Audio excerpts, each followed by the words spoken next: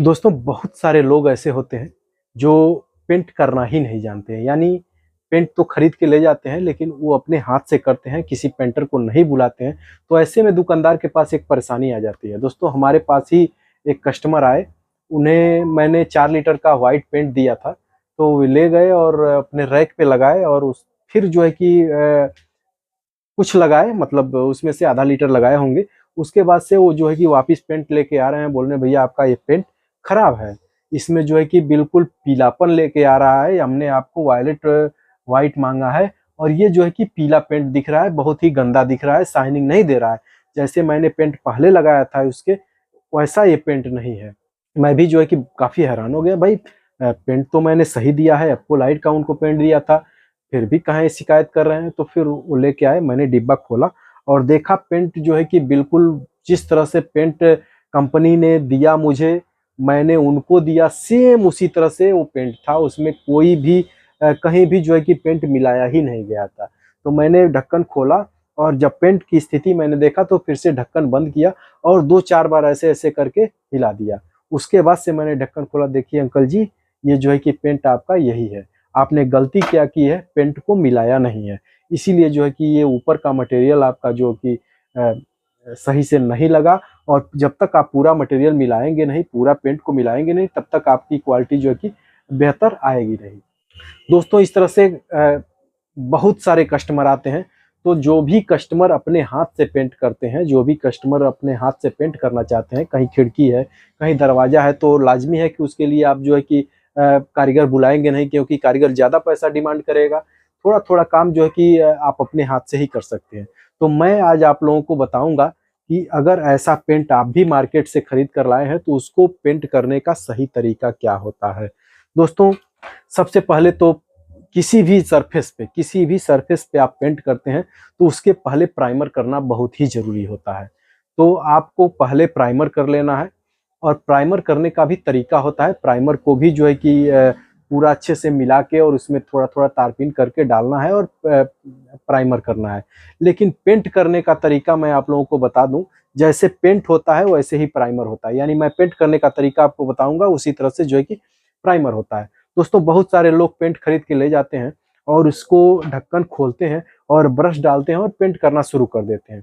या फिर कुछ कस्टमर ऐसे होते हैं जो पेंट खरीद के लाए और उसके साथ दुकानदार उन्हें तारपीन दे दिया।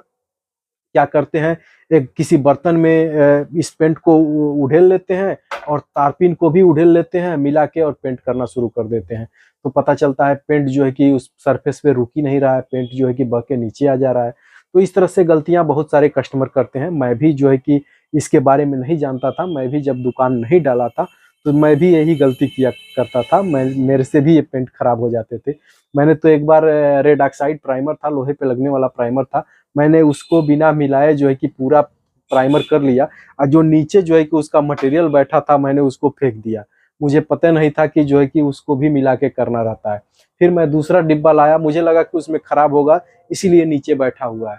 फिर मैं दूसरा डब्बा खरीद के लाया, घट गया तो उसमें भी वही सेम स्थिति थी। तो मुझे लगा कि इसको मिलाना चाहिए, तब मैंने उसको मिलाया, तब पता चला कि हाँ बहुत अच्छे तरीके से ये जो है कि सरफेस पे लग रहा है। तो आपको दोस्तों कोई भी पेंट या प्राइमर खरीद के लाना है तो आपको दुकानदार उसके हिसाब से, यानी पेंट के हिसाब से आपको तारपीन दे देगा। तारपीन आयल इसमें मिलाया जाता है, एमटीओ होता है, एमटीओ तेल इसमें मिलाया जाता है। आप बाकी डीजल से भी काम चला सकते हैं, पेट्रोल से भी काम चला सकते हैं, लेकिन वो उतना अच्छा परफॉर्मेंस नहीं देता है जितना कि तारपीन का तेल परफॉर्मेंस देता है। उसको एक तरह से थिनर भी बोला जाता है, एमटीओ थिनर बोला जाता है तारपीन को।